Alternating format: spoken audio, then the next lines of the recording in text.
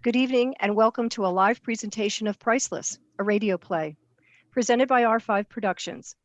Priceless is a world premiere written by Rob Rosello and directed by me, Nancy Ridgway. The radio drama is a fictionalization of Vincent Price's time in Maine during the filming of The Whales of August in the fall of 1986.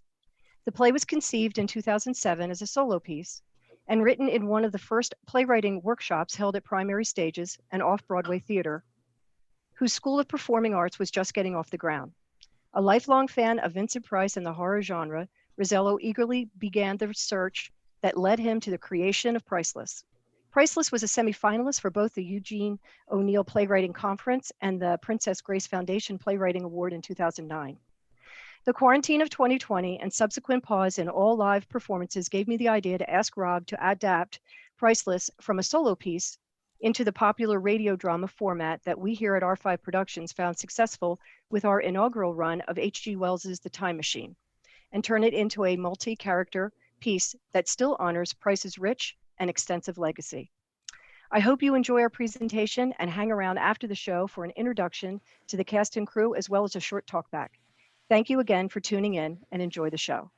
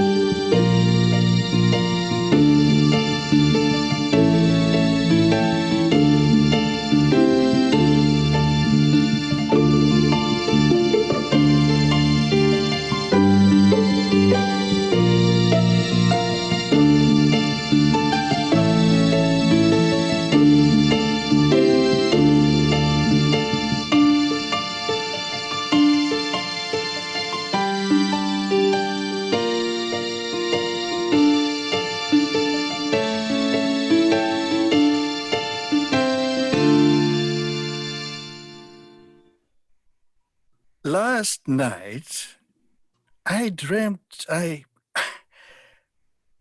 died. When you reach a certain age or maturity, if you will, sleep and death can be synonymous and interchangeable, if not redundant. But last night I dreamt I had died. Answers were wrapped inside questions that fell like crisp foliage on its final descent. It is fitting, I suppose. It is the fall again, and I am filming a picture.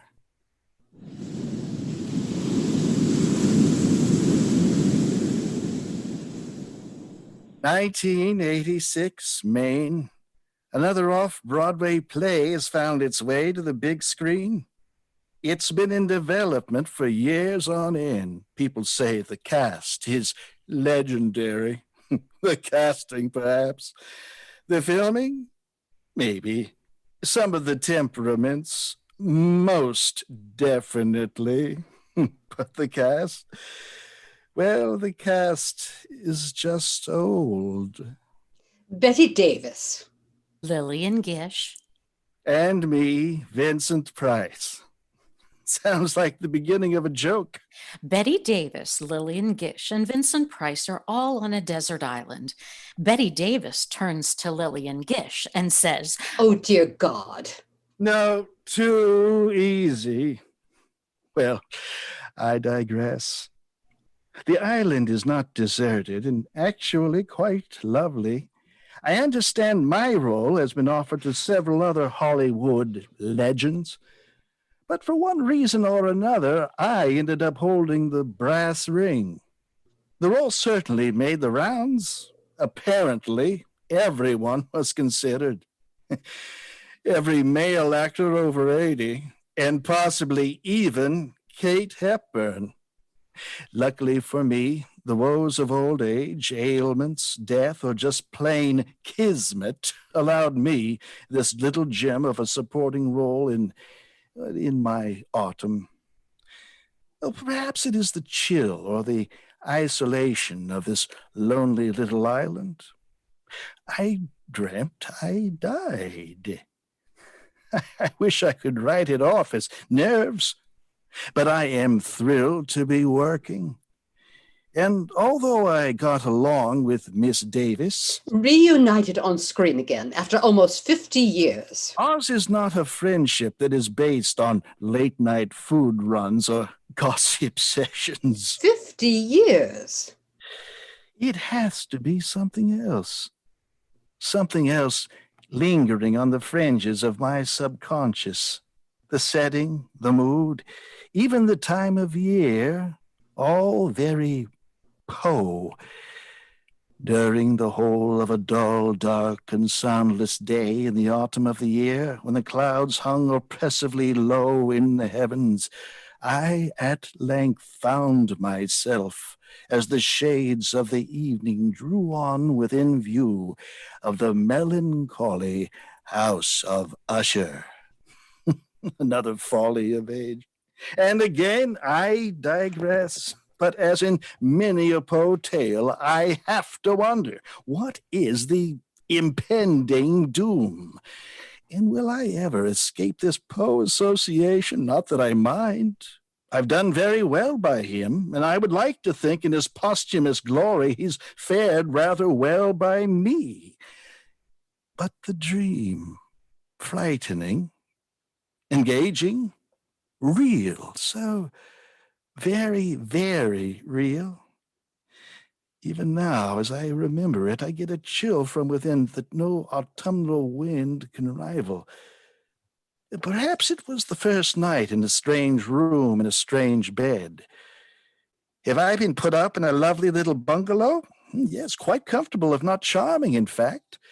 And although nothing about my environment betrayed an air of unease, something within me was poised for an uneasy turn. It began with sounds as I danced on the fringes of my own mind, a slow and luxurious waltz whose music I had all but forgotten. There was darkness before there was light, and in that darkness a clock chimes 13. They say in death there is no sense of time, and I see a large hourglass atop a table. There is no sense of space. A large wooden door. There is no sense of loss. A closed wooden chest upon another table. No sense of loss. For you, perhaps.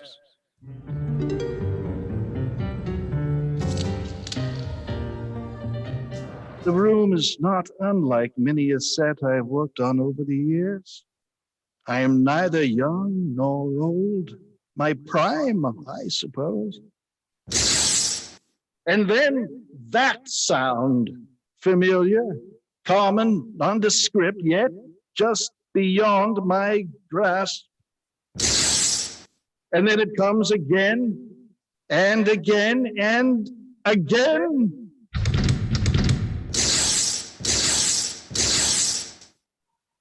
Silence, at last. A welcome friend, but one that arrives, no doubt, with an agenda. The sands of the hourglass pass before me, and I, helpless to do anything. It was then that I see them, spread out before me like petals from an abandoned bloom. The clippings. As an actor, reviews are loathed little droppings left behind in the wake of your accomplishments. Yet we all scramble to scoop them up and catalog the successes and perceived failures. So is it such a stretch that my fancy for reading obituary should seem so dark and morbid? After all, aren't they just the final review of one's life and accomplishments? So imagine my surprise to find this bevy of homages before me. And imagine my greater curiosity when I see that the obituaries are mine. Eager to see how I've been received, I immediately plunge in. King of modern horror movies, London Times. Evil elegance that made Vincent Price a classic film character, St. Petersburg Times. My favorite, without question, are the kind words penned by People magazine, who generously hail me as Abel of Gothic. I think by all counts we have a smash hit on our hands. But the reality of the praise carries a much higher and sobering truth. The reviews are still obituaries, which means I am dead. As if looking for more answers to the cascade of questions that flood my mind, I move from the steady stream of the hourglass to the small chest across the room. Perhaps it holds a treasure trove of answers that are more precious than gold. But of course, it is locked. Who is playing this cruel and relentless joke at my expense? Who has the nerve? How has this happened? And as I careen about spinning so dangerously close to being out of control, I realize for the first time since my arrival in the room that I am not alone. Vincent Price. Present? Vincent Leonard Price, Jr. It sounds as if I were on trial. Born May 6th, 1911. Died. No! That infernal sound, maddening, all-consuming and maddening.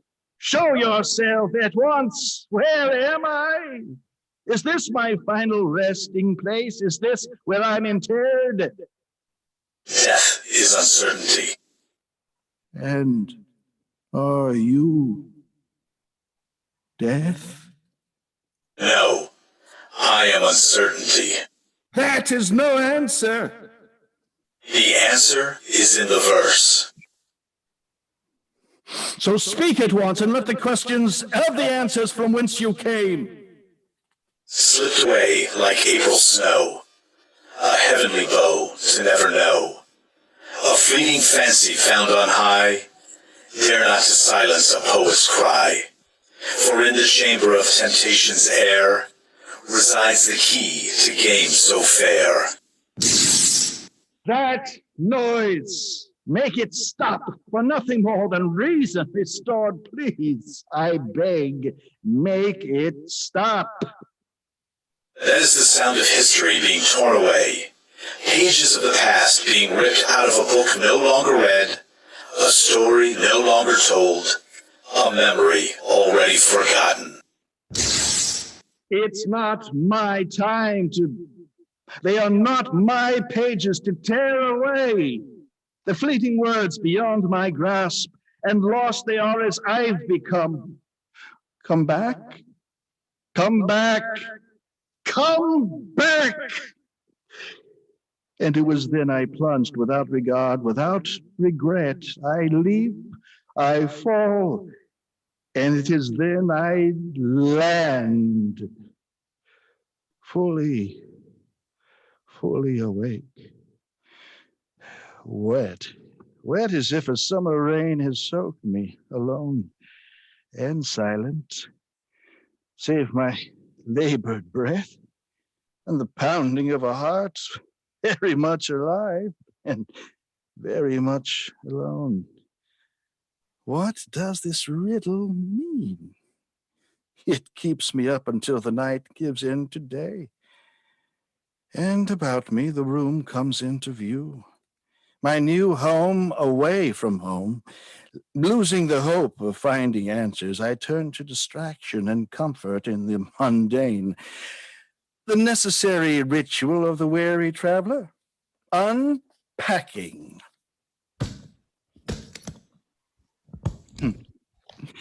Preparing for the worst, yet ever the optimist, I brought both short pants and sweaters. It does seem, as is the curse of even the most seasoned explorer, that the element of surprise still exists when the suitcase is at last empty. The forgotten items. The unlikely victim this time?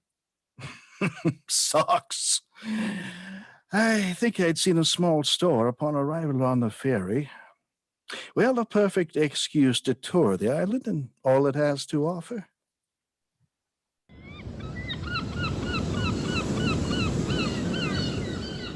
A lovely assortment of homes, a post office, a charming one-room schoolhouse that demands further exploration, and the general store, and that, it seems, is all. Yet quite sure what I expected, really. But somehow, I'm certain this is not it. At least it isn't completely deserted, and filming is poised to begin. At least I can find distraction there. I hope. So into the general store I go in search of my socks.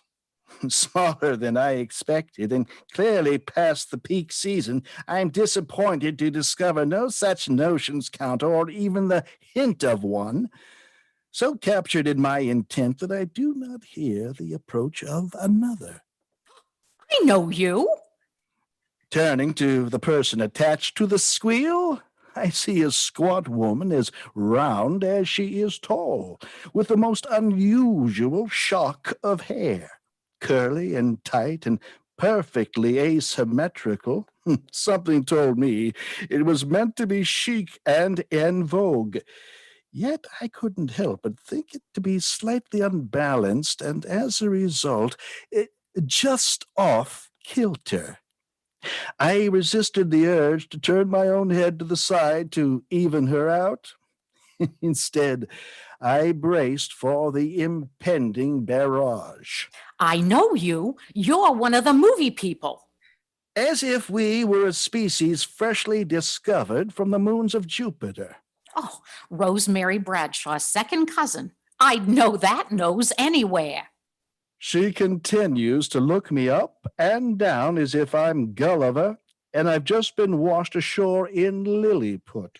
You're awfully tall for a Bradshaw. You must be one of their relations from Providence. They sure do grow 'em big down south like that. Well, actually, I was born and raised in St. Louis. Well, anywho, welcome to Cliff Island. Oh, thank you for the kind welcome to the island, Mrs. Oh, Stimple, Miss Polly Stimple, not Ms. either. Nothing fancy like that out here, and not ashamed of it one little bit. And it's our pleasure to have you here, believe you me. Not much else going on this time of year, anywho. You don't happen to know where I might procure a pair of socks? Well, this ain't no Woolworths, if that's what you're thinking. Perhaps I'll just ask the wardrobe mistress to bring some from the mainland when I finally meet her. I glance about and look for a means of escape. I spot a phone in the back of the store. Excuse me, I must call my daughter and let her know I arrived safely. Well, anywho, welcome to Cliff Island. Why on earth did I say this? I'm not even sure myself. A dozen other people I could have mentioned. Why Tory? But then again, why not? I realize it's a payphone and I've no change or calling card. I decide to call collect.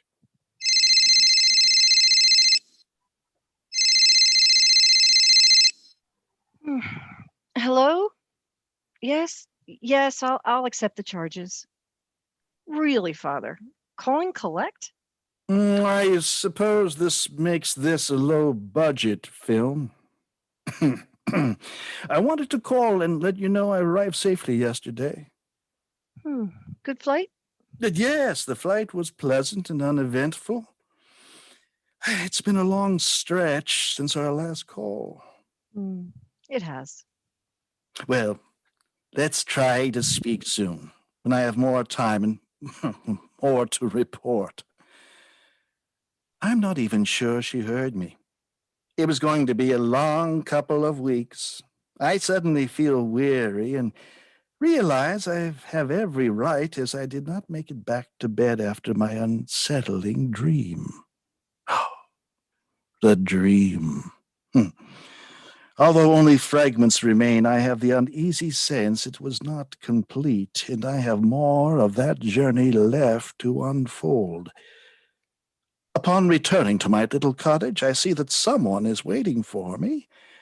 A young woman with spiky hair and a lopsided grin that I'm certain was as regular a feature on her as the untied shoelace of her battered sneakers. Why, hello. Socks. My friends call me Vincent, What? and they are deliciously white and so very long. Perfect if I was draped in tennis whites or a basketball jersey. They said socks. Miss Pruitt, I presume? Yeah. My friends call me Connie. My dad, Connor, he runs the ferry, but you can call me, Miss Pruitt, it is. The film's producer and director said they were to hire a young aide to help with my Russian accent for the film. Yeah. A protege! How flattering. And you speak Russian. Excellent! I am never one to turn away a helping hand. But if you don't mind, Miss Pruitt, I'm quite tired and would like to maybe catch a nap. It's like 10 in the morning. How completely doddering I must sound. But before I can even attempt a retraction, she is gone, as if she was never even there. And so I return to my room and eventually drift off to sleep. Sleep, but no dreams. And this pattern continues for the rest of this day, and the next, and the next. Restless, listless, and most definitely dreamless. And so I sleep, but I do not dream. And my bizarre encounter is all but forgotten. Filming has begun, and almost right from the quick, battle lines are clearly drawn by the leading ladies. I try my best to steer clear and retire to my room whenever possible. I turn to reading as a source of escape, a vessel that can perhaps even take me back to those elusive shores from whence I came. It does not take much sleep in old age to seduce you. I've long since surrendered myself to this reality. It is the dreaming that is now more elusive than ever. Miss Pruitt, it seems I have all but exhausted my reading materials packed for this work period. And here you go. Miss Pruitt produces a neat little bundle of magazines tied up with string like a perfect little package for my reading pleasure. Expecting to find a wide assortment of periodicals and journals alike, I'm surprised to find a rather extensive collection of People magazines from the past year or so. The labels confirm my suspicions, all courtesy of young Miss Constance Pruitt herself. The next day or so, filming continues. But otherwise bleak days. a fog that isn't ready to relinquish its grasp on the horizon despite the insistence of the dawn. Filming has completed for the morning, and lunch is being served. The filming this morning has involved a particularly touching scene between Betty and Lillian. It was Lillian's simplicity and elegance on screen and in the moment that had seized the hearts of cast and crew alike.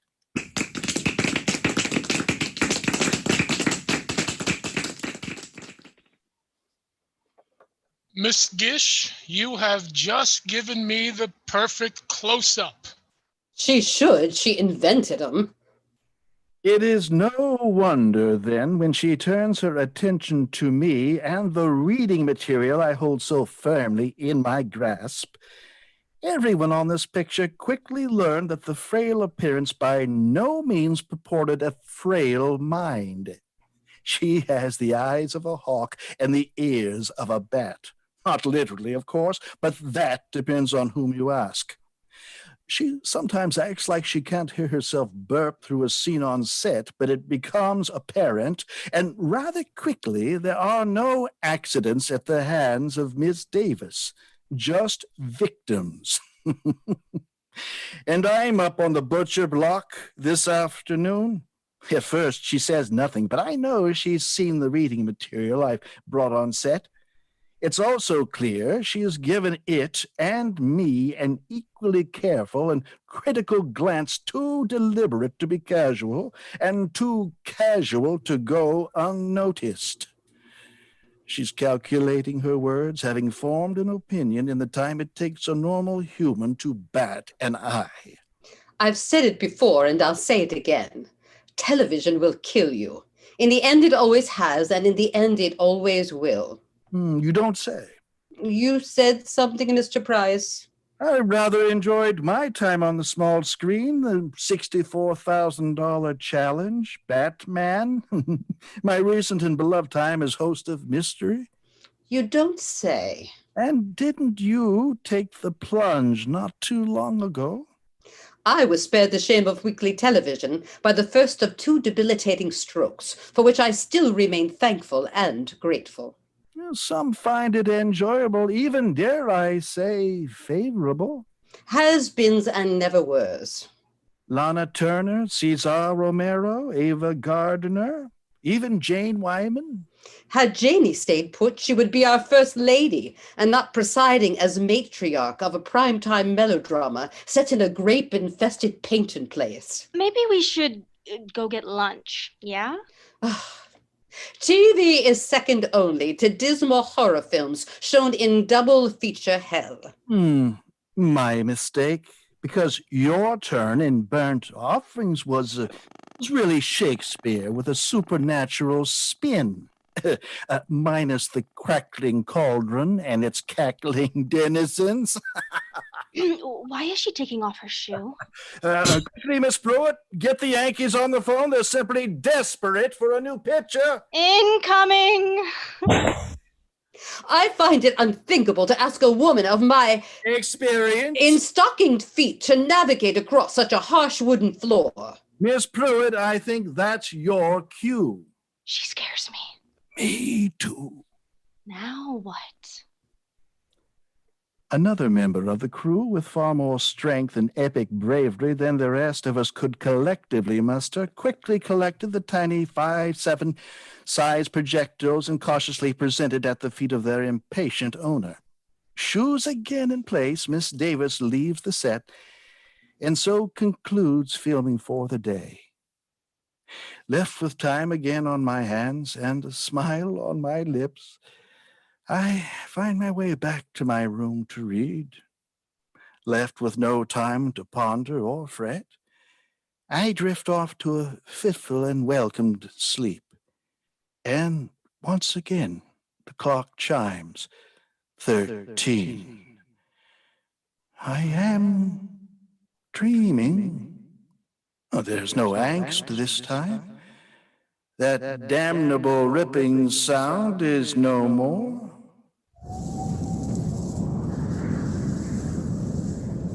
And again, there they sit, The hourglass, the locked door, the chest atop the table. The sands of the hourglass are once again slowly draining down to some ominous end, but they seem to have begun again, affording me the luxury of time I do not seem to have. It is then I notice there is an addition to the room, a painting.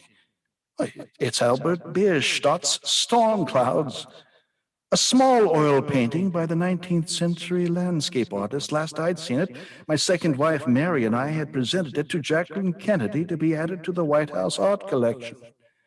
August of 1962, it was approved and placed in the White House. September 1963, I received a letter stating that the little painting had been placed by the president at the end of his bed, so it was the first thing he saw in the morning.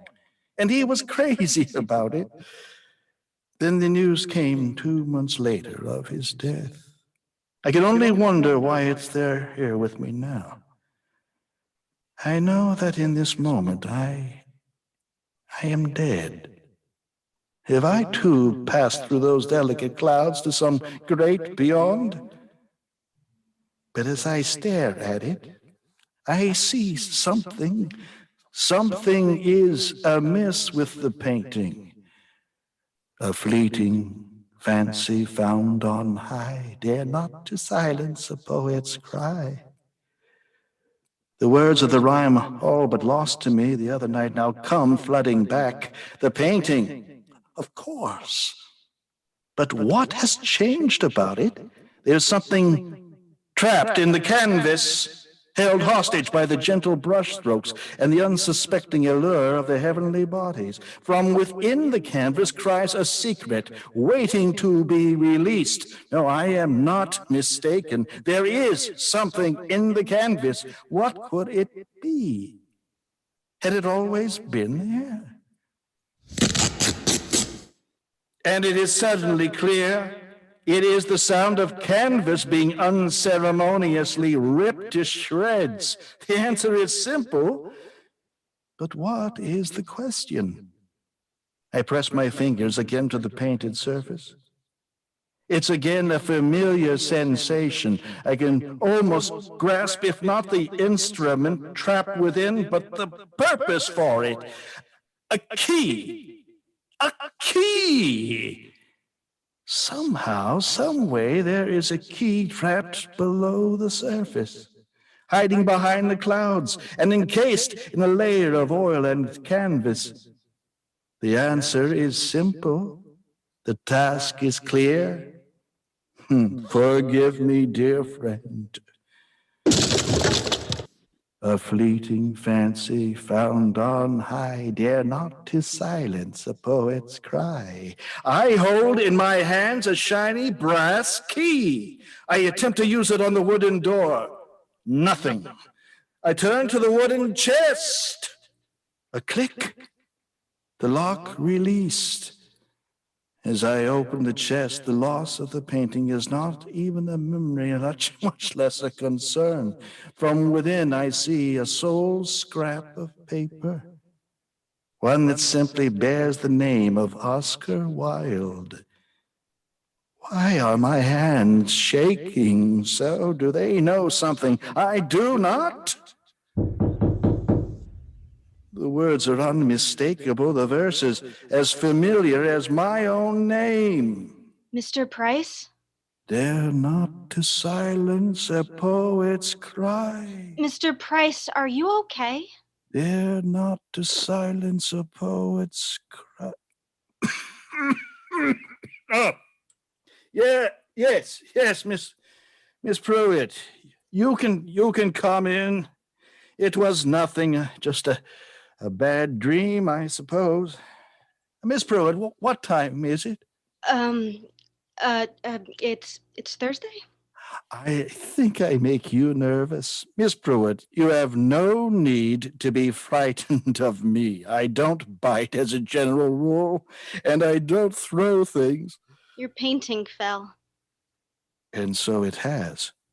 But it isn't the storm clouds that had been in my dream. This small oil painting that has fallen off the wall in my room is something entirely different. Dark, harsh colors, jarring and disturbing, yet undeniably appealing. Miss Pruitt, I assume it was a local artist who created it and perhaps even placed it in the room, him or herself? I did it. You really like it? Oh, I can't believe it. Vincent Price likes my painting. I was hoping you'd notice it. I mean, when I heard Vincent Price was coming here to make a movie. No need for worry, Miss Pruitt. Your secret is safe with me. I have to confess, you are a young lady of many talents. A talented painter, motion picture aficionado, fluent in Russian, and who knows how many other languages. Miss Pruitt, I knew from day one you weren't brought in to help with my Russian dialect, especially since, well, your Russian accent sounds something akin to a German accent with a slight southern drawl, which in itself is something of a commendable, if not admirable, feat. So now the question lingers. Why did they bring you into the production? Oh my. Could it be that perhaps our producers or director have no faith in the aging cast as to recall their learned lines on a consistent basis? Well, I can assure you I hold nothing against you and even feel a little bit flattered at the extra attention and the lengths at which they went to conceal their ruse. My only advice, and pay close attention, my dear. Tread very carefully when around the resident Oscar winner with this little nugget of knowledge under your cap.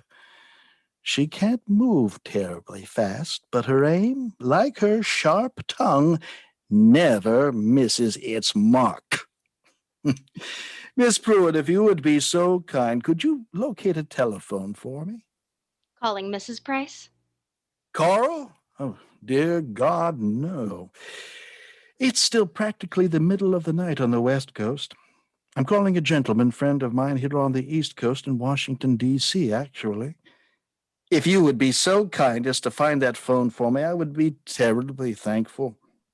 And please, try and find one with some semblance of privacy. The call is something of a personal nature. And Miss Pruitt, thank you for checking in on me. Follow me, Mr. Price.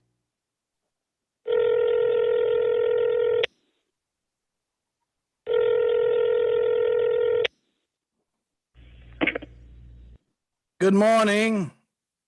I know it's early. It's me, Bink. I've wanted to call for some time now since I know when we last spoke it wasn't ideal. I miss you. Our conversations, they were like a lullaby for my ears only. I cherished them, as I still do you. That's what Coral couldn't understand, can't understand. Please forgive me. A friendship. It's a love that penetrates one's soul, and to uproot it with such sudden and fierce disregard. Well, now I'm rambling like a silly old man. I'm in Maine on Cliff Island making a picture. The sun sets. It's worth the price of admission, or at least a train ticket and ferry ride. I do sleep, but I don't rest. Perhaps if I heard you, if only for one last time, then perhaps I could finally, at last... Well, think about it, please. Finding me won't be a problem. I hope you know I never left.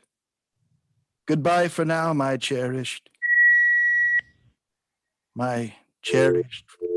friend. You have my love. You always have. And you always will.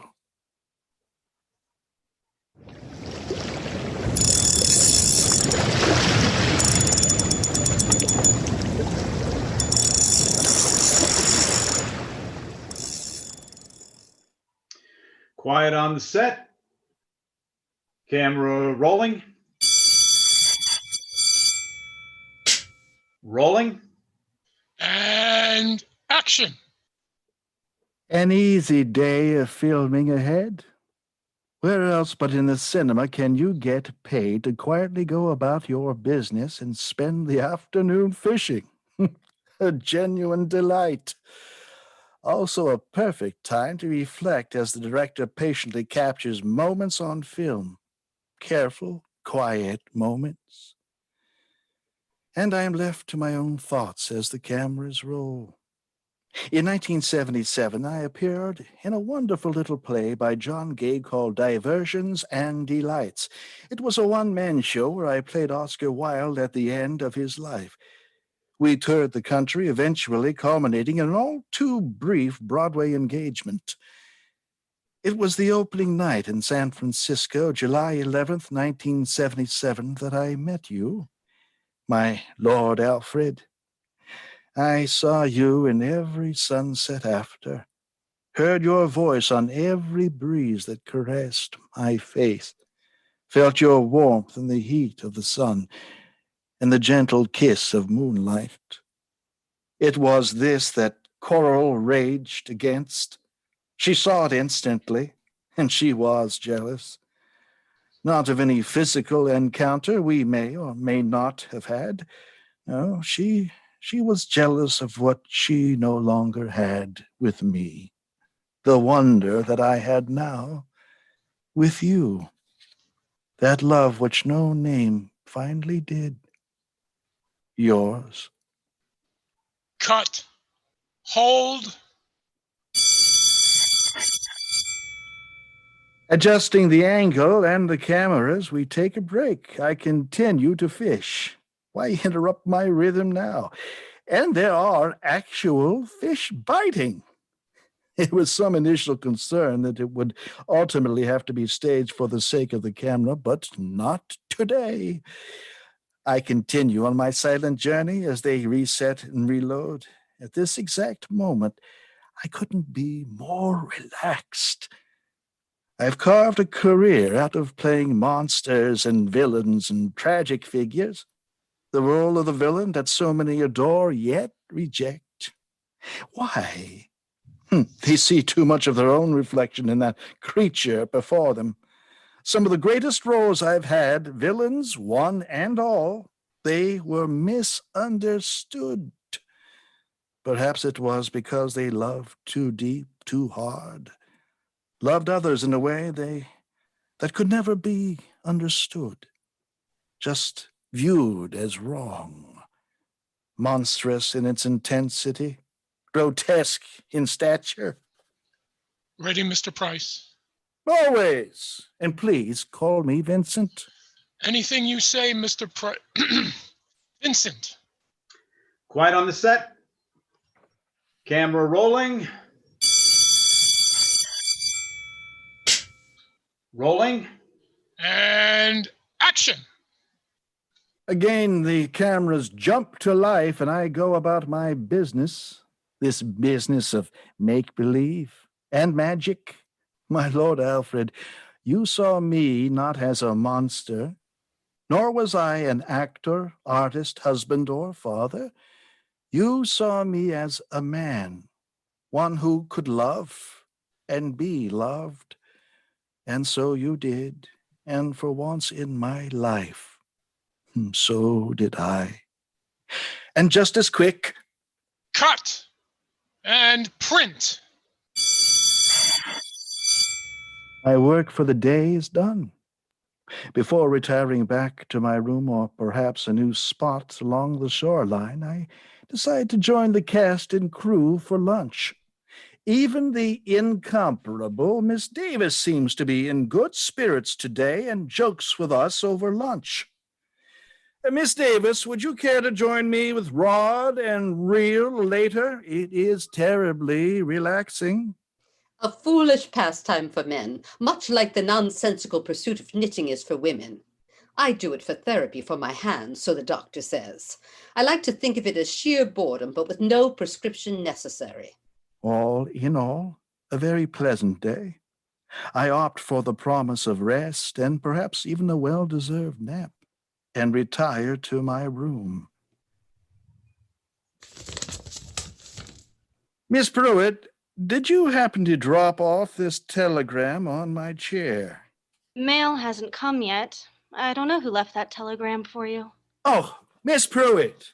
Hey, Miss Pruitt, this is far better news than any mail delivery could even begin to convey. Bink, stop. Received your message. Stop. Quite a surprise. Stop. DC is busy. Stop. Maine must be lovely. Stop. Speak soon. Stop. He's coming here. I can hardly believe it.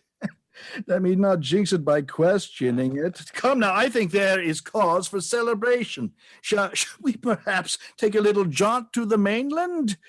I think we step out on the town, as it were, my young friend, and enjoy a little of the local color, and I would be honored with you as my guide. So it's good news, right? Oh, yes, Miss Pruitt. This brief little note is wonderful news, wonderful and much needed news indeed. Perhaps there's been a reason after all for these restless nights with thrilled slumber. I think the hour is at hand. Come now, my young friend. I think a trip to the mainland and share in the magic of the silver screen. I do believe when we first arrived, yes, I did see a small theater in town. And unless the fare has changed since then, I also think the featured movie is a remake of all things of one of my films.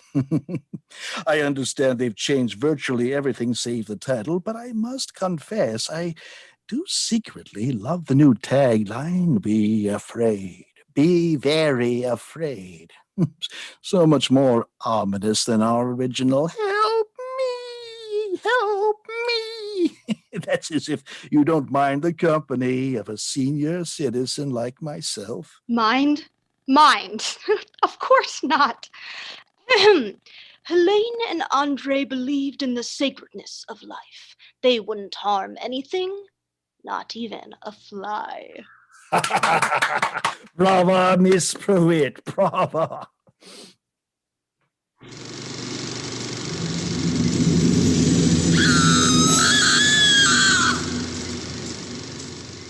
I fancy myself many things, but one title I never thought myself worthy of, prude. But how films have changed. To think her Marshall and I laughed take after take in our filming of The Fly finale. That tiny animatronic figure and the now infamous help me, being played over and over again. It really was too much take after take. We laughed to the point of distraction, actually. And while I marvel at all the bells and whistles of the modern cinema,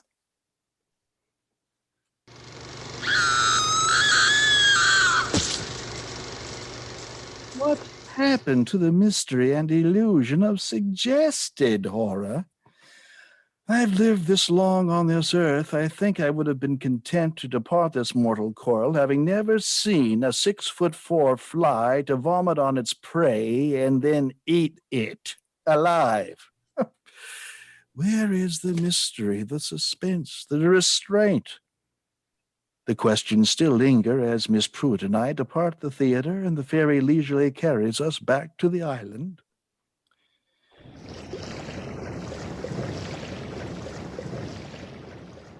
Miss Pruitt's enthusiasm for our impromptu excursion all but eclipsed the film itself. For both of us, I think. To my surprise, there was a modest amount of fuss placed on our appearance at the cinema. They freaked out. They certainly did. They took our picture Several. and escorted us to our seats. By the manager, no less. Oh, it totally was. Indeed, Miss Pruitt, it totally was. The evening, all in all, was a joy. The stars tonight are breathtaking, the real ones, the true ones, the ones that never fade. I have to ponder as we slowly move beneath this heavenly canopy of light, the lifetime of a star, remote, brilliant, hypnotic, yet enduring, strong, irreplaceable. The movies had more of an impact on me than I thought. How many years will pass before some of my work is all but lost, possibly never to be rediscovered? If in my lifetime alone I'm already seeing remakes of my films, how long before they make the remakes of the remakes? See, it's maddening, really, if you stop to think about it. And we have docked, smooth, barely a tap. Now that is talent, and a true professional. Thank you again, Miss Pruitt, for your humble kindness and generosity. And young Miss Pruitt, until the morrow? I'm clearly avoiding the inevitable. And I know if it doesn't happen tonight, then tomorrow night, or the night after that, or the one after that. Dread wraps its icy grip around my shoulders and holds me as close as a lover. I'm chilled. Yet there is no breeze to speak of tonight. Chilled from within, sleep is inevitable. The dream, an eventuality. I should rally against it, take charge. But to my surprise, night surrenders to day. And no dreams, no haunting visions, no tortured symbols left for me to decipher. The days pass without event. I begin to relax again. So relieved am I that sleep has again become a cherished respite. I sway, I drift, I fall, and I hear the sound of a clock chiming 13, and again I am there. Sleep, a rather deep one, lost in the landscape of my own mind, trapped, a prisoner of my own making, but this time the rules have changed.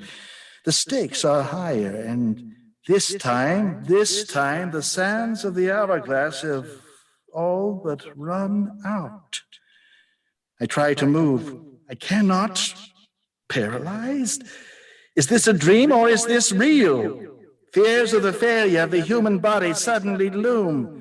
Worse than the torture of 1,000 deaths is the horror of being trapped in one's own body. I struggle, I plead, I try to move again, still the same? Where am I? What has happened? I open my mouth to scream for help.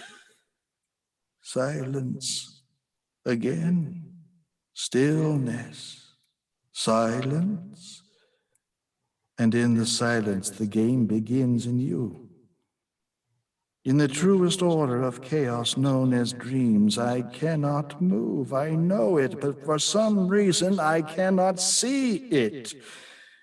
Now I sound like the infuriating riddles that haunt me. I am seeing all this from outside my own body, a spectacle of my own life. Welcome to our feature presentation. In your own house of wax, who would stand in display? Who would be your Joan of Arc or Marie Antoinette?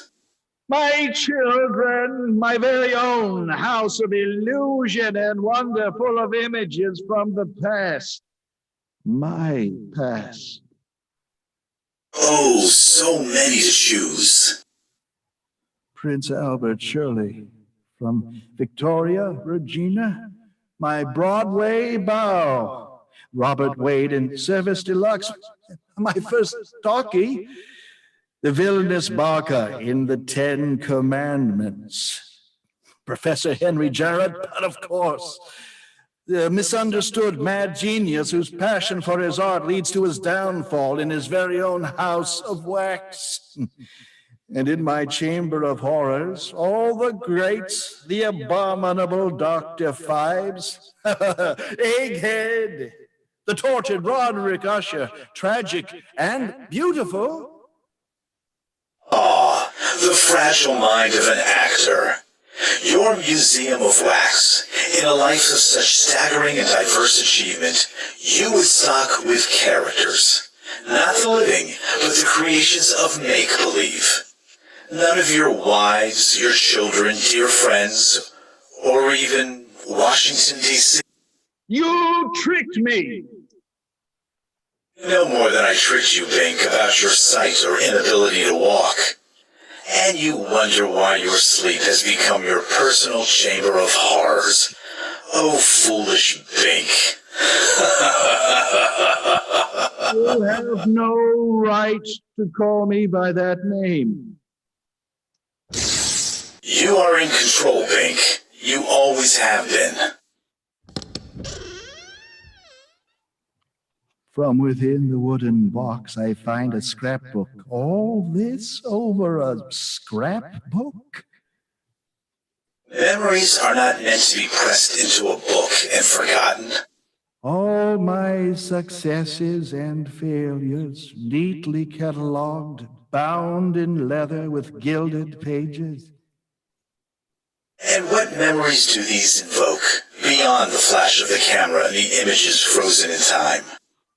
1946, shock. Might as well have been called schlock. Still living in the land of make-believe.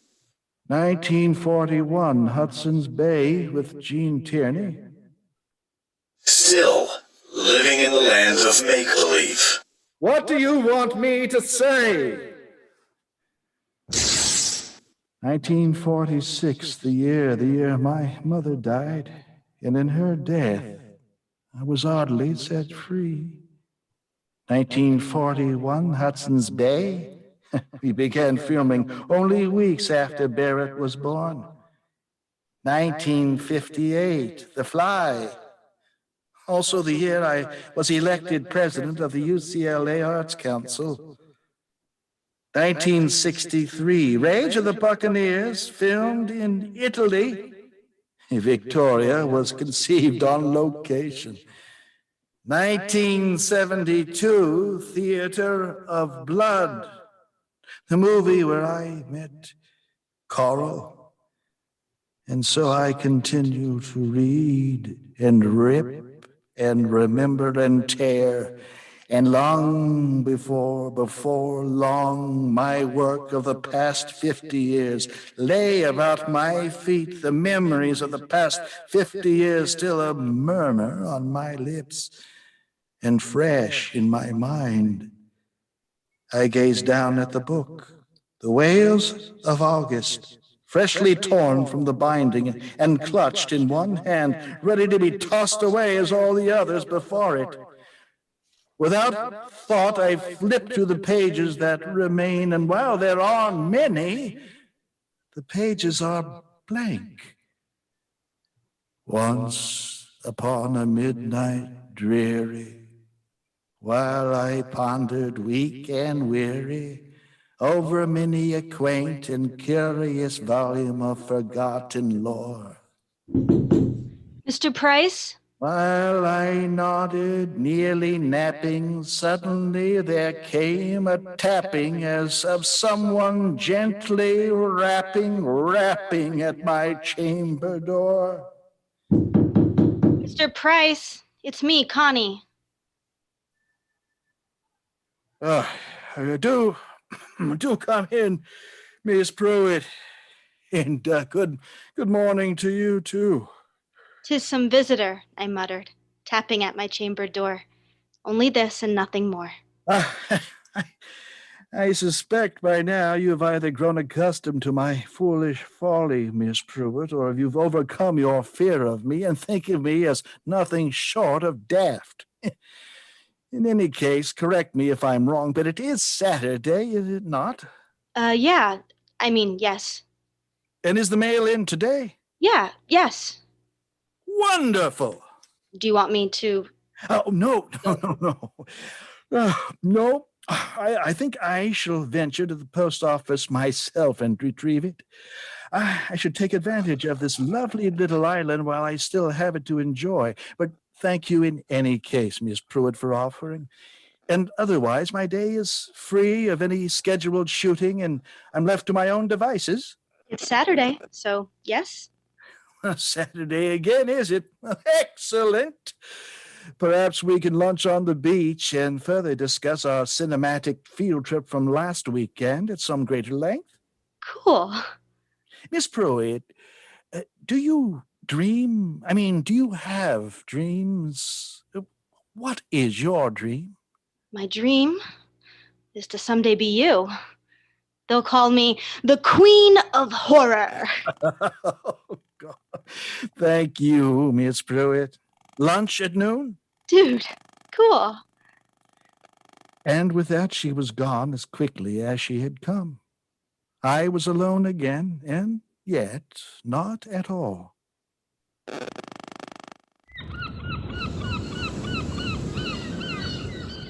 The first order of business, the post office.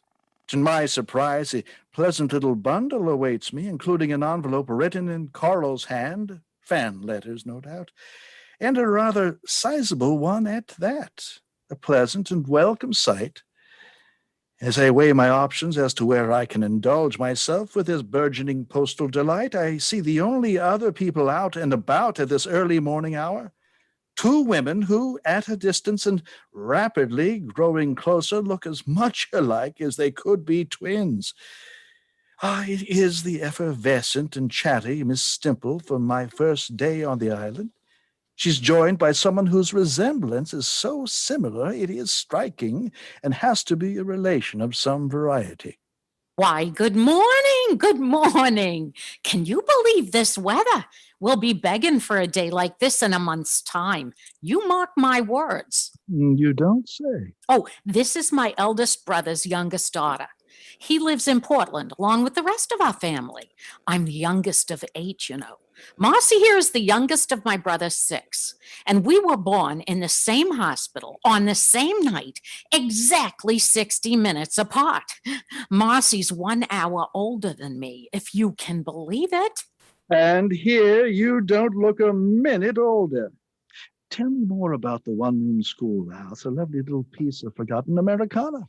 Oh, you should go on over and look. It is quite adorable. Our second cousin is the teacher, and she would be thrilled to know one of the movie people pop by for a visit. If you don't think she'd mind, I'd love to.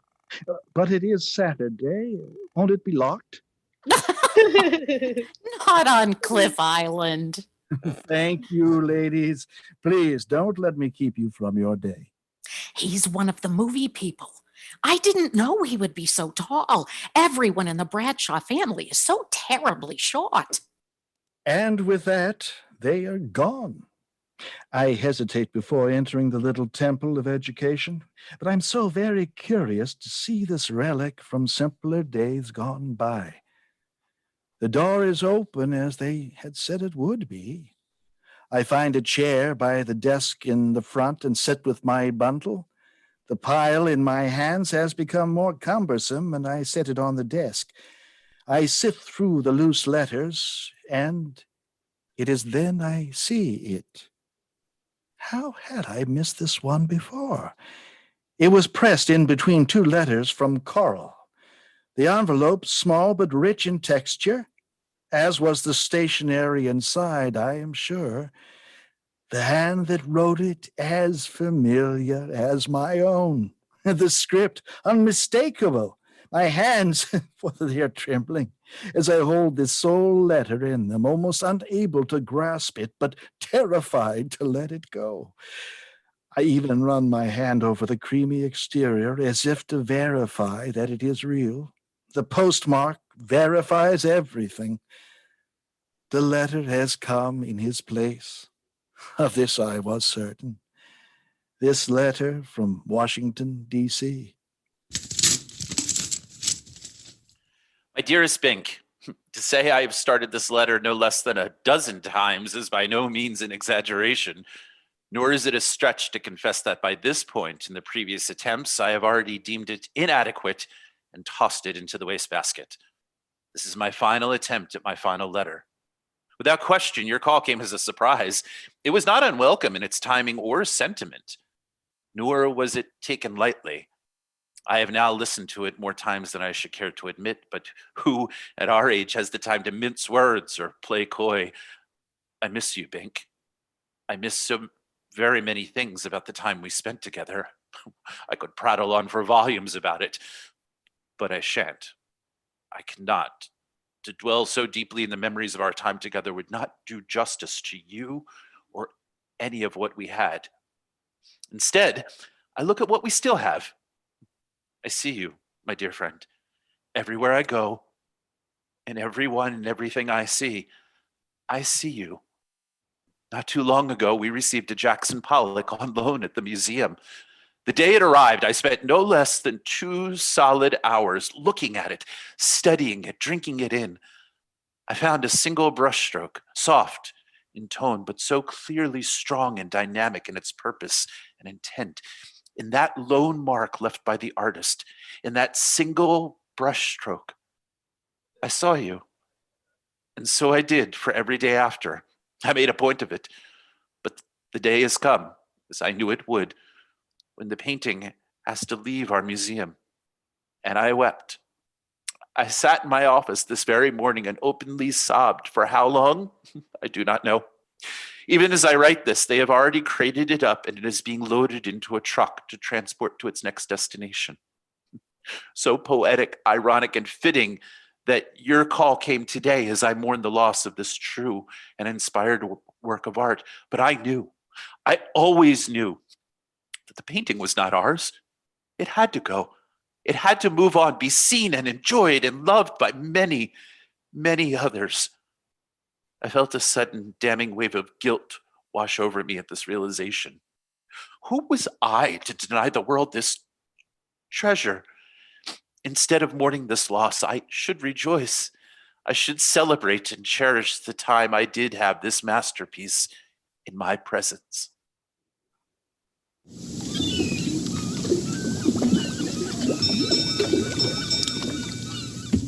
I enter the charming schoolhouse for a taste of nostalgia, a remembrance of days gone by. I emerge, wish fulfilled. I cannot remember nor recall much before, and now I see the world with different eyes. A new perspective. I walk until I reach the water's edge. I stop, eyes closed, a breath, a moment. The world about me comes into focus. The water is calming, mighty, majestic, gentle, yet still a force of nature with which to be reckoned. Speaking of forces of nature, I see a lone figure hobbling down the beach towards me, bundled up as to resemble a wool-clad tick about ready to burst on a moment's notice or gentle prod. As the figure approaches, I can see it is Betty, my mighty and majestic screen mate. Fancy meeting you here. Yes, I escaped that cell of the room they have me in.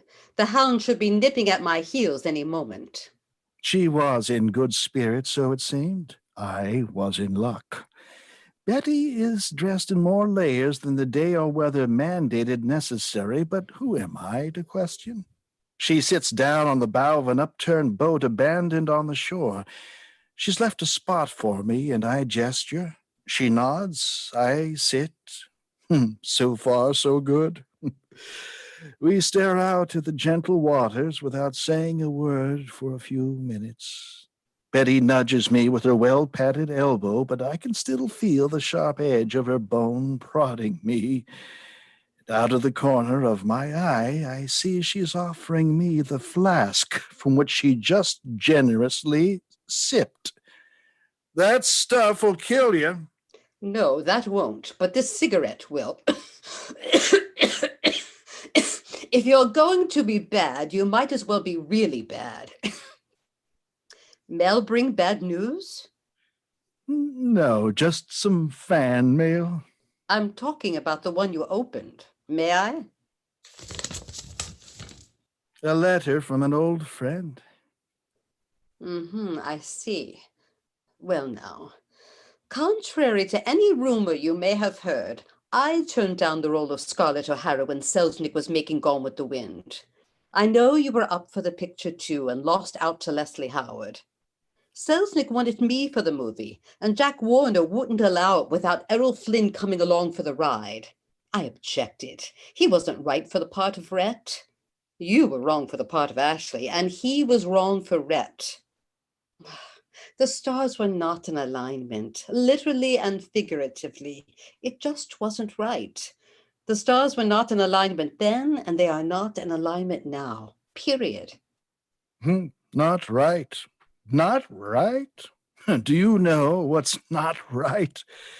My daughter has the courage to come out to me, and while I fear and worry for her, it's for her happiness and well-being. Any parent's concerned for their child? She's poured her heart out to me. How can I advise my daughter and counsel her when I lack strength myself? But even that, so very close, she and I are close. We're close. I have such an urge to call her, beg her forgiveness. She understands and understands me, but we've drifted. Once again, I reprise my role of the coward. She and Coral don't get along. I don't think Coral cares for her very much. Coral doesn't care for anyone, does she? When did we start spending so much time looking back and forget to look forward? I never look back. I never regret. Old age ain't for sissies. I think I should have that printed up on little cards, or perhaps a T-shirt. Why not? I have it embroidered on a pillow. Of course you do.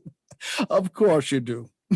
Is that your girl Friday? She looks like a pack mule lumbering down the beach. It is indeed our young Miss Pruitt. What on earth are you carrying in all those bundles? Ordered lunch on the beach, Mr. Price. Oh, and you too, Miss Davis, if you'd like to join us, maybe. Gish is filming today. She may very well need you to spoon feed her the lines again. You don't like Miss Gish very much, do you? Years ago, we had a small bulldog, for the children, of course. And that bulldog, no matter what I did, no matter how much attention I gave her, she always would glare at me with a mix of contempt and disdain. I now realize I was being gished by that bitter little dog. If she tries that nonsense with you, Constance, my advice is to swat her on the behind with a rolled-up newspaper, toss her a biscuit, and call it a day. And by all means, please do give my regards to our blessed First Lady of the American cinema. She punctuated that last statement with a flick of a cigarette that was so utterly perfect I could do nothing more than smile and applaud her performance. Despite her previous boldness, all Miss Pruitt could do was nod. Well, I'm off. Enjoy the feast. Betty shuffled back up the beach and eventually out of sight. You can't leave Maine without a good old-fashioned clam bake on the beach. And so it is, Miss Pruitt. So it is.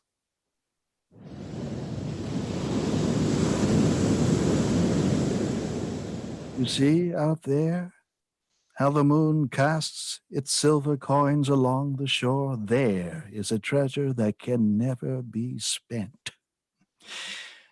It's my favorite line from the movie. Tonight we are shooting my final scene of the picture. Lillian is luminescent as usual, perhaps even more so tonight. In the distance, on the fringes of the collective crew and just on the edge of the shadows, I see another figure, insulated against the evening chill, and again well padded. I see my drinking buddy from the beach. Her head is encircled by a halo of thin smoke, and I can just barely see the burning tip of her cigarette. The smoke hangs above her, shrouding her, protecting her, yet now looking like a regal crown. How fitting. She takes a step into the light, but for a moment. She cocks a well-painted eyebrow. This lone gesture has launched a career and identified an icon. I bow and nod, and as quickly and quietly as she appeared, she retreats into the shadows and is gone. The art of the graceful exit. Miss Pruitt is on set tonight. She gives me the thumbs-up gesture. I assume this means I'm knocking him dead. I return the thumbs-up gesture. I reset on the porch of this lovely little house where we have been filming. Ready, Vincent, dear? Always. One more time, ladies and gentlemen. Quiet on the set. Camera rolling. Rolling. And action. The next morning.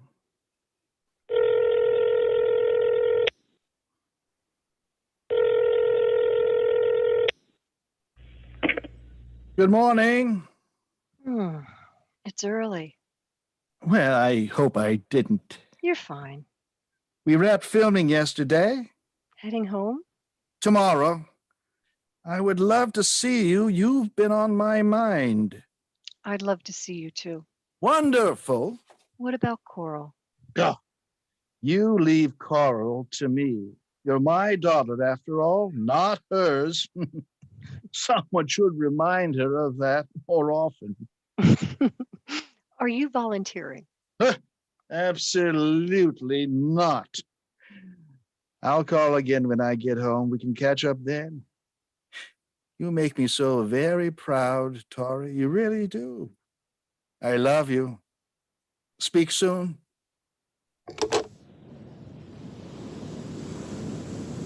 Good morning, Mr. Price. Goodbyes are far too permanent, Miss Pruitt, far too definitive. I do not believe in them. We, of course, have our opening in Portland next year. I trust I shall see you there. Oh, Miss Pruitt, your command of the language. I do not even need to turn to see you are nodding. Oh, come now, Miss Pruitt. How can I miss you when I shall think of you every time I wear these shockingly white tube socks? Of course, I shall have to find the proper occasion to wear them. Perhaps join an octogenarian basketball league. I do have the advantage of height. Now that is better, Miss Pruitt. I felt it unfair that I had something by which to remember you. It seemed only fair you have something by which to remember me. There on the table. For me? Yes, for you. And yes, my copy of the film script, signed. My dear Miss Pruitt, a woman who limits her interests, limits her life. The more specialized her activities, the more restricted her mind becomes. For me, the theater, the film, is one art among many. There's a whole world on stage and screen, but a bigger one off them. To the future First Lady of Fright. Best wishes, Vincent Price. I do believe we are packed, Miss Pruitt. I then spot a bag that is clearly not mine. It is propped up against my luggage, an attaché of sorts, flat and zippered like an artist's portfolio. I look to Miss Pruitt, who is still wiping her eyes, but manages a smile and a nod. I carefully unzip the case and slowly open it, unsure yet eager to discover the contents. Albert Bierstadt, Storm Clouds, the painting from my dream, the painting President Kennedy loved so. When? And then I see it. Small and unobtrusive in the lower corner, the artist's signature and the date, Constance Pruitt, 1986. It is suddenly through a mist I now see this splendor. I also realize it is a mist of my own creation, a moment for my own welling of emotion. Thank you, Connie. Oh, now I think I'm ready, Miss Pruitt. You're certain you can manage these? Oh, yes, Mr. Price. No problem. But I shall carry this attaché with the painting, too precious to simply banish it to the neverland of airline baggage.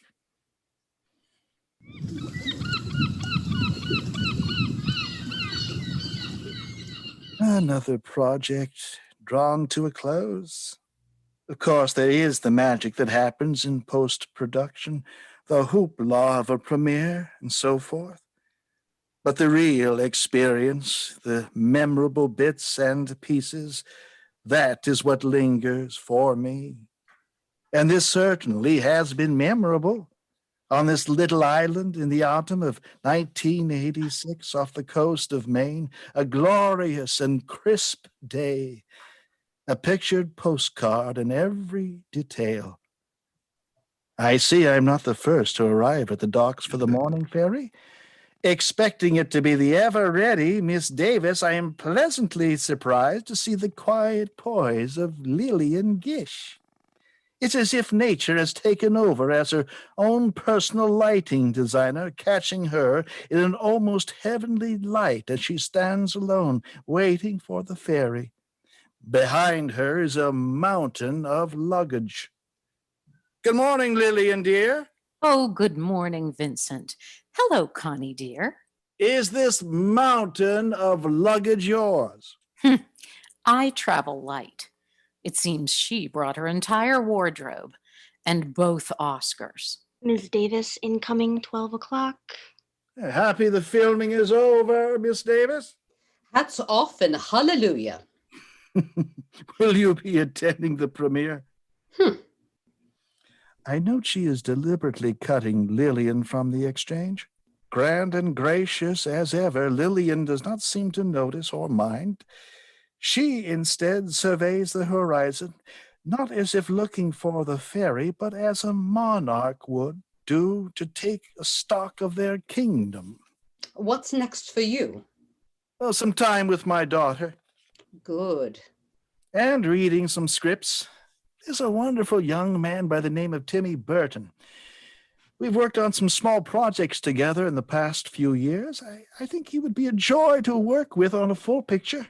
Make sure he picks a warmer location, like a soundstage in your own backyard. Indeed. And for you, anything special on the horizon? There's an off-Broadway play I've been asked to read, Driving Miss Daisy. It would be the part of a cranky old Southern woman. Think I have it in me? As if on cue, I notice Lillian's response to Betty's rather loaded question. She says nothing, but the look. I suddenly realize that by mere physical proximity, I have been caught in the crossfire, and as a result, I have been gished. Both women look at me as if I'm quite mad, but I dare not say a word for fear of unleashing the fury of one and waking the smoldering ferocity of the other. Perhaps instead of waiting another 50 years, we could pair up again. Do you think there would be a role for me in your Miss Daisy? The male lead is an old black chauffeur. I am not so sure that even you could pull that off. But then again, I wasn't so convinced you could pull off a Russian count. Oh, but you did just fine, Vincent, dear. Saved by the bell, as it were. We all turn to see the ferry approach. We watch in eager silence as it gently turns and smoothly meets the dock. No one is on board. It seems as if they've sent this particular boat just for us. Miss Pruitt's father, Connor Pruitt, is at the wheel, and I wave. I offer a hand to Betty as she boards. She pats my hand as she does, letting it linger for a moment without catching my eye, and she disappears inside the shelter of the ferry. Lillian is next. She, too, accepts my hand and steps aboard, taking a moment to wave back at Miss Pruitt and cast her glow of gratitude on me. It is now my turn. I step aboard as they continue to load Miss Davis' luggage, the first leg of my long journey home. I turn to see Miss Pruitt, who is now at the edge of the dock. She is smiling from ear to ear. I must say, it is infectious. Ah, youth. And I am thankful. So very thankful. Farewell, Miss Pruitt. You only get one time around. Why waste a minute of this glorious life?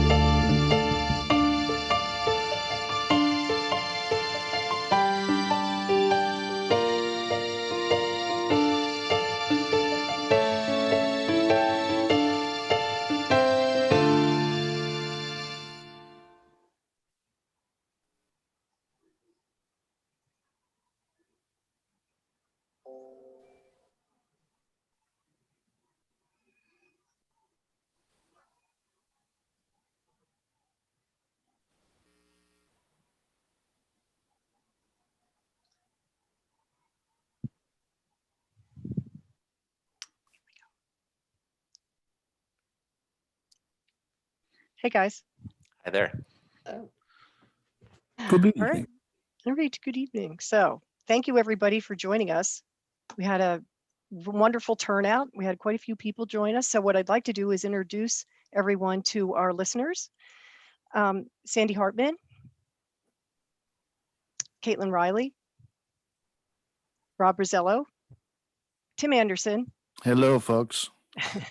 Sheldon Bruce Zeff, Nancy Vanderswan, Hi. Jim McIntosh, and I'm Nancy Ridgway. So let me see if I can go back here to this other screen here. Here we go. Okay. So if anybody would like to ask some questions, we have a few minutes. You can just type it into the chat. But in the meantime, I'm going to throw a question out here to our gang and get things going a little bit. So Jim, you were the one who came up with the idea that we should use artwork. Why don't you talk a little bit about that? Well, in the golden age of radio plays, everybody sat around a radio and there was nothing really to see.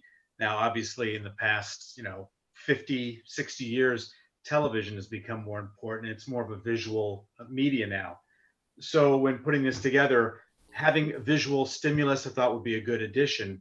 And then as we were hearing more about Vincent Price and learning about his love of art, it just seemed like a natural connection for me to Yeah, say, why don't we for use sure. an art piece to show the scenery itself? Yeah, I agree. Yeah, that was really a great idea. So Rob, talk to us a little bit about adapting a solo piece into the radio drama because you had to write out for all the characters? So when I wrote this piece originally, it was intended as a solo piece, and it was inspired by a friend of mine in New York who said that I looked a lot like a young Vincent Price. And I was like, I do not. And I looked in the mirror. I'm like, okay, maybe a little. So I went about my research. I went about the whole process of writing it, and it was intended for one person. But when Nancy came to me and said, what do you think about adapting Priceless as a radio play? And I said, I can break all of his dialogue apart and, give life to the other characters. So up until a couple months ago, Betty Davis, Connie Pruitt, Lillian Gish, everybody were all through Vincent Price. But the way it was written, it was really easy to break that apart. And the cast and Nancy were really, really instrumental in that process, because we'd be in the middle of a rehearsal and I would say, okay, hold on, can we change this line, or can we give this line from Tim to Sandy? And of course, Tim always said yes, and Sandra never said no. So yes. I'm very generous. Oh. All right. So does anybody have any questions? You can just type it into the chat if you want. And while they're doing that, Nancy, I will say, growing up in the 80s, my introduction to Vincent Price was twofold. I was a huge horror film fan. So on Saturday afternoons, there was a channel that would do Creature Double Feature on Saturdays. And I would always watch, that's where I first saw House of Wax. But then also being, growing up in the 80s, I was reintroduced to Vincent Price through the song Thriller and his spoken word part of it there at the very end. And when I started doing my research for this, the amount of things that this man did in his lifetime, 4 people could have done that in their lifetimes, from art to cooking and travel and acting and just being an advocate. He was really, really, truly a Renaissance man. Yeah. I would say that was one of the joys of doing this script for me as an actor, was just to reintroduce myself to Vincent Price. Of course, as a kid, I was a horror science fiction fanatic growing up. I had subscriptions to Famous Monsters magazine and caught every horror and science fiction film on television. I'd go down to the theater on Saturdays and see every Hammer film or whatever was on, good and bad. And Vincent Price was on that Mount Rushmore of horror actors, along with Christopher Lee and Boris Karloff and et cetera, et cetera.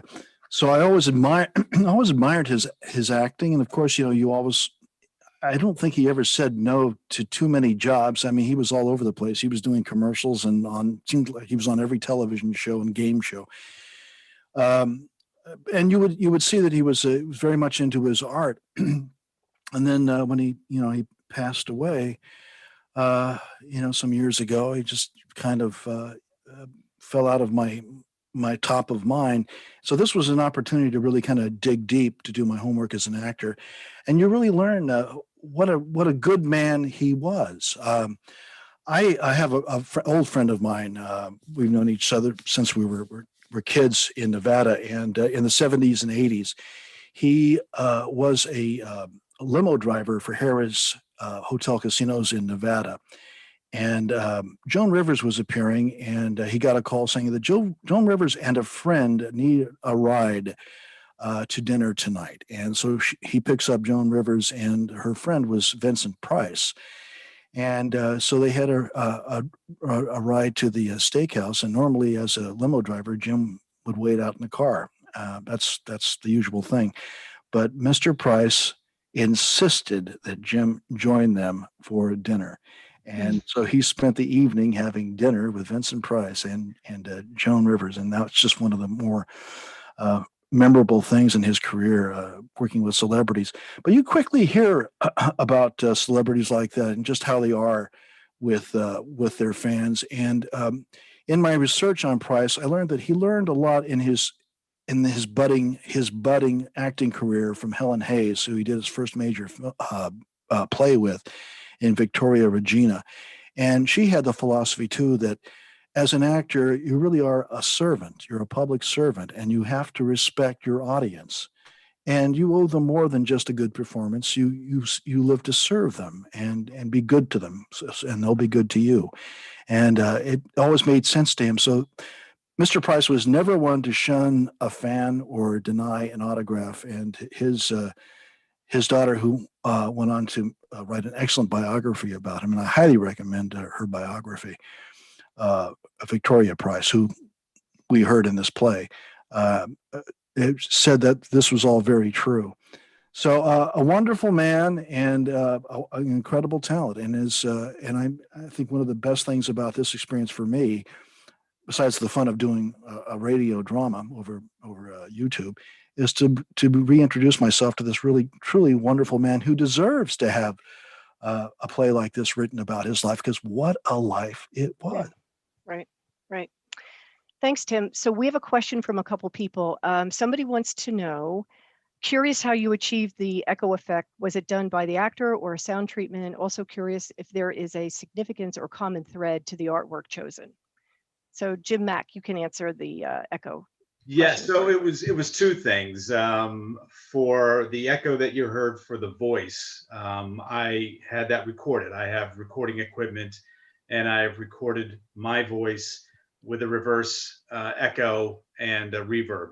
However, Tim Anderson, when he would do his reverb, actually has a small mixing board that he has his microphone plugged into, then the mixing board plugged into the computer, which has reverb on it. So Tim was being his own sound technician tonight. Oh, come on, Jim, let's cut to the chase. I have a 5-gallon metal bucket. I stick That's how Rob does it. That was me during Time Machine, yes. That's how we were able to pull off the echo for the dream state, my recording with my equipment and Tim having live equipment. So the second question is about the significance or the common thread to the artwork chosen. So because The Whales of August is a film that was done in Maine at the time of year, we all sort of fell in love with Impressionism. And we decided to use that style of art. And we just sort of picked things out that we thought kind of were appropriate. Maybe it would look like the general store where they went to make a phone call, or his bungalow where he was staying, or whatever. Rob's husband, Mark, is an artist, and he has volumes of books that he gave to me to look through to pick out the artwork. And it was really overwhelming. Super overwhelming. But I think we landed on some pretty good stuff. So I was really happy with the way that turned out. I think it's in keeping with the spirit of Vincent Price too, because he was such a devotee and a devourer of great art. And absolutely. Yeah. Right. Well, I even think seeing the art for ourselves. I mean, there was a couple of pieces that, as we were going through and picking them out, there were a couple of pieces that I really liked. Yeah. And me it too. kind of opened my eyes to additional artwork. We have another question. Wondering if any of you physically acted out your parts on any level. Yes. We have one yes. I had to. I'm supposed to be a teenager, and I mean, I'm not a teenager. Spoiler alert.